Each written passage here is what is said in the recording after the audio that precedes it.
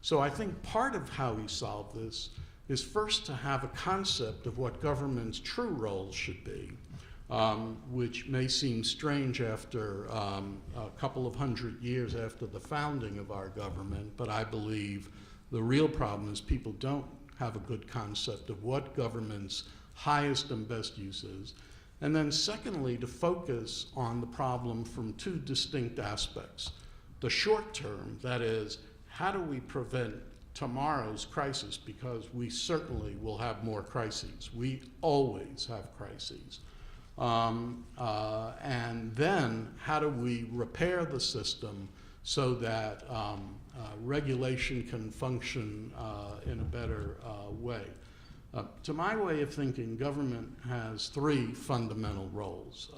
First, it's supposed to establish standards to benefit the various constituencies of our financial and capital markets. For those of you who are interested in corporate governance, I really see it as government's responsibility to establish standards that boards of directors really can't consider in the same fashion, even though their actions may affect other people besides their own shareholders. Boards are beholden to their shareholders. Second role, which is highly ignored, is to assist companies in meeting their responsibilities. When we had the terrorist attacks of 9/11, and we worked cooperatively with Wall Street and the self-regulators to get the markets back up and running, we set up a hotline so that people who were regulated could call the SEC staff and other experts and get answers to their questions. I was shocked to find that that was the first and I think only time in the SEC's 75-year history that it ever set up a hotline for those it regulates. It's set up many hotlines for those who they think may be victimized. But if government properly analyzes its view, it's a service business, and it should be in the business of helping people understand the law or the regulations it seeks to impose. The theory at the SEC and at other agencies is, let's not tell people what they can or can't do, because then we won't be able to bring some terrific and high-profile cases years after the damage has been done. I don't subscribe to that, but the current regulatory approach that we're seeing in Congress would do that. And finally, the third approach, which may not win a lot of fans, particularly in this group, is that when companies have had the opportunity to understand what the standards are and they fail to, government should club them. People don't have the right to violate standards that have been well thought out. So where are we in terms of how we handle things? I think that, as I said earlier, there are two kinds of approaches. One that would help us anticipate the next and future crises, and then those that, in a long-term way, fix the regulatory system. In the short term, what we should be doing is first requiring that anybody that can have a significant impact on our capital or financial markets should be obligated to file a continuous flow of significant data. I view it in terms of investments, but the thing that amazes me most, it's hard to say, probably not most, but one of the things that amazes me is that government could spend hundreds of trillions of dollars and not have a clue as to the true financial condition of companies it was bailing out. That's not the way most people would conduct business, but in any event, I think we need a continuous flow of data.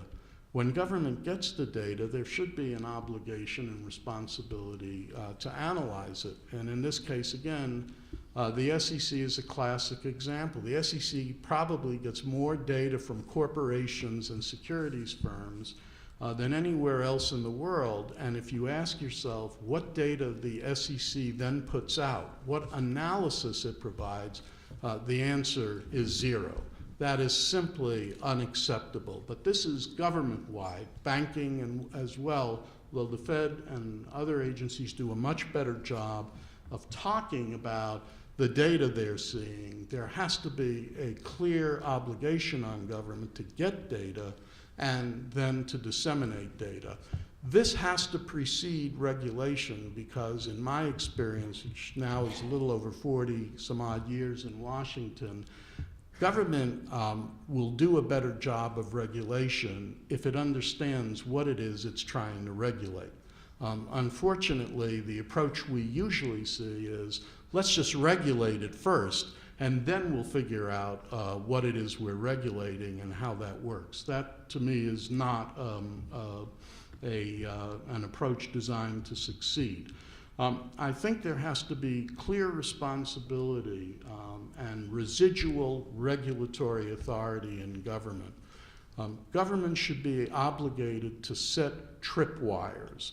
That is to say, to observe trends, not just of capital, as Professor Miller indicated, but also of liquidity. I mean, the SEC's rules were all designed around capital, and the real issue was liquidity. And when you can't focus on what is essential, you can't come up with intelligent regulation. So I think government needs to establish tripwires which would then kick in residual government authority to say, let's stop, look, and listen.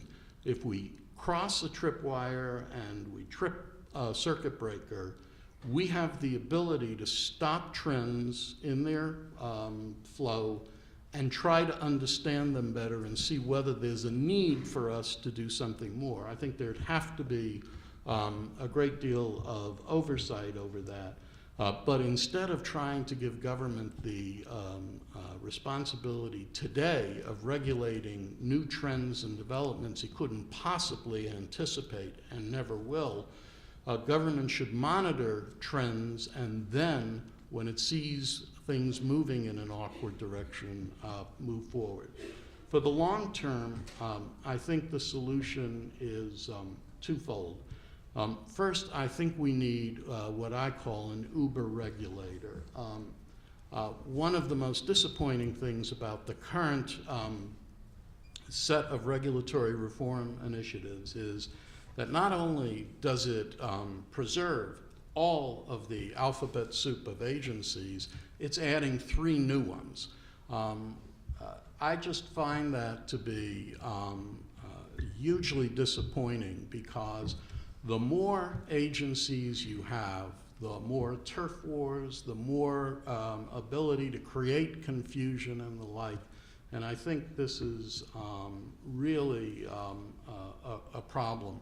I would preserve independently, and this sort of picks up on Professor Miller's theory, certain independent functions. One of the good things about for example, the SEC is that it is independent. It is not part of the administration. That is what's bad about the proposed Council of Regulators, which will be just another political apparatus. And you want in financial and capital markets to undo the political and try to look at things from a more substantive point of view. I would clearly want a second agency that would handle systemic risk and monetary policy, but one that was really independent, one that wasn't co-opted by the political environment. It's not clear to me whether we have any chance of getting that, but my hope is that if we try to focus on what we need now and also try to build for the long term, we can get to a much better place than the current proposals seem to me to be taking us. Thank you.